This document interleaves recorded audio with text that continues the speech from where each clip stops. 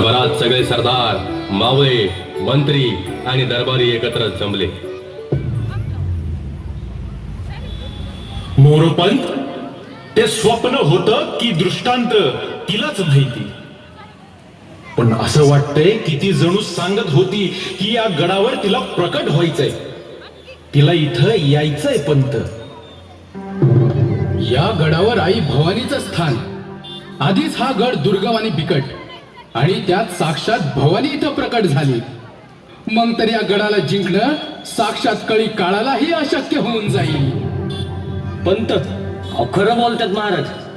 आई भवानीनं तुम्हाला आदेश दिलाय आणि प्रकट होण्याचा मानस व्यक्त केलाय, आणि हे तुमच्या हातून होणारं पुण्य कार्य हिंदवी स्वराज्याला अजून बळकटी आणि पुण्याही देईल महाराज.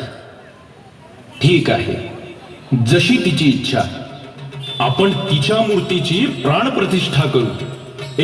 गावोगावी वस्त्या वस्त्यात शोध सुरू झाला.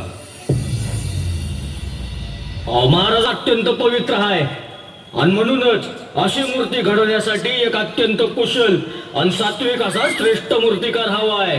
खरं आहे, सह्याद्रीच्या कुशीतला दगड वापरून अगदी जिवंत वाटेल अशी मूर्ती घडवू शकेल असा शिल्पकार पाहिजे.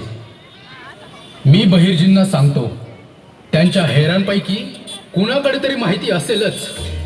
मूर्तिकाराला भेटीला बोलावले. बरोबर हात आहे त्याचा. अहो, समोर मनासारखा दगड असला आणि हातात छिन्नी हाताडा असला की त्या दगडात अख्खी जीव फुकतोय बघा त्यो. बघितलं, बहिर्जीला नुसता सांगावा धाडला आणि 4 दिवसात बातमी घेऊन त्याचा हेर हजर. अहो, हिंदवी स्वराज्याचा तिसरा डोळा असं म्हणतात बहिर्जींना. ते काही उगाच नाही. अहो, महाभाग्याची बातमी घेऊन आले थेर तुम्ही. जा, अहो त्या दत्ता होणाऱ्यांना घेऊन महाराजांसमोर सादर करा.